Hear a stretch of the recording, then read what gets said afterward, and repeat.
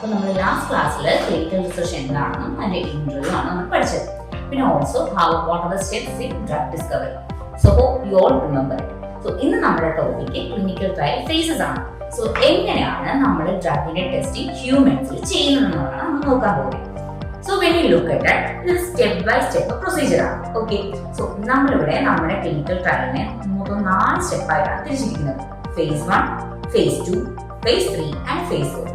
അപ്പോൾ ഈ ഓരോ സ്റ്റെപ്പിലും നമ്മൾ യൂസ് ചെയ്യുന്ന എന്താണ് സബ്ജക്ട്സ് എന്ന് വെച്ചാൽ നമ്മുടെ ട്രയലിൽ പാർട്ടിസിപ്പേറ്റ് ചെയ്യുന്ന ആളുകളാണ് സബ്ജക്ട്സ് എന്ന് പറയുന്നത്. അതിന് നമ്പർ വ്യത്യാസം ഉണ്ടാകും.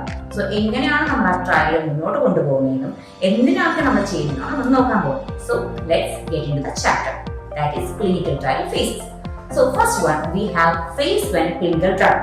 So phase 1 clinical trial നമ്മൾ ഡ്രഗിന്റെ സേഫ്റ്റി അതുപോലെ തന്നെ എഫക്റ്റീവ് ഡോസ് മനസ്സിലാക്കാനാണ് മെയിൻലി നമ്മൾ യൂസ് ചെയ്യുന്നത്.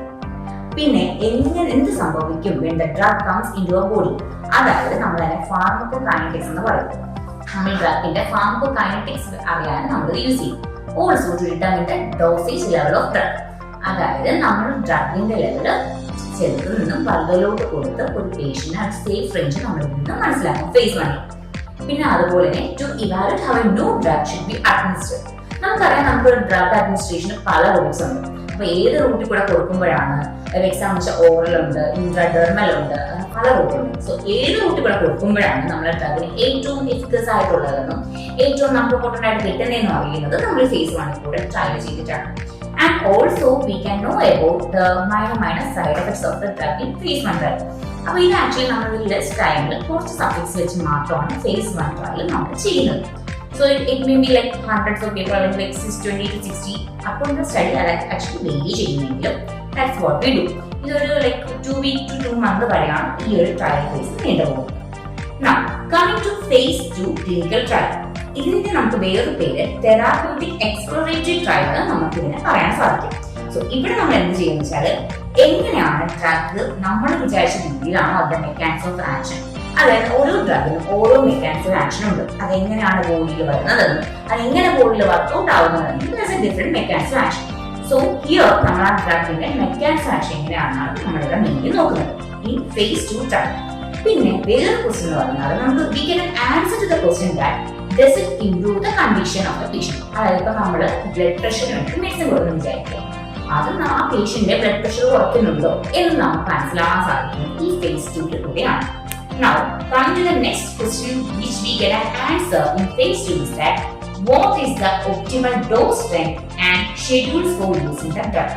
അതായത് നമ്മൾ മെഡിസിൻ കഴിക്കുന്ന പേഷ്യന്റ് ഒപ്റ്റിമൽ ഡോസ്, ഒരു പെർട്ടിക്കുലർ ലെവൽ ഓഫ് ഡോസ് നമുക്ക് എന്തായാലും വേണം. അത് ഏതാണെന്നും എങ്ങനെയാണ് ഇപ്പോൾ 2 നേരമാണോ 3 നേരമാണോ അങ്ങനെ അറിയുന്നത് നമ്മൾ ഈ phase 2 കൂടിയാണ്. ഈ phase 2 ട്രയൽ തന്നെ നമുക്കത് 2 രീതിയിൽ ഡിവൈഡ് ചെയ്യാം. phase 2A-യും phase 2B-യും. phase 2A നമ്മൾ പറഞ്ഞ പേരാണ് പൈലറ്റ് ക്ലിനിക്കൽ ട്രയൽ. അതുപോലെ phase 2B പറഞ്ഞ പേര് പൈലോട്ട് ക്ലിനിക്കൽ ട്രയൽ. ഈ പൈലറ്റ് ക്ലിനിക്കൽ ട്രയൽ നമ്മളുടെ ഹൺഡ്രഡ്സ് ഓഫ് പീപ്പിളിനാണ് നമ്മൾ കൂടുതലായിട്ട് എടുക്കുന്നത്. ഈ phase 2B ആവുന്ന സമയത്ത് which will be added to a larger population. Now, come to the third one, that is phase 3 clinical trial. അതിന്റെ വേറൊരു പേരെന്ന് പറഞ്ഞാൽ therapeutic confirmatory trial. Here what we do is confirmation.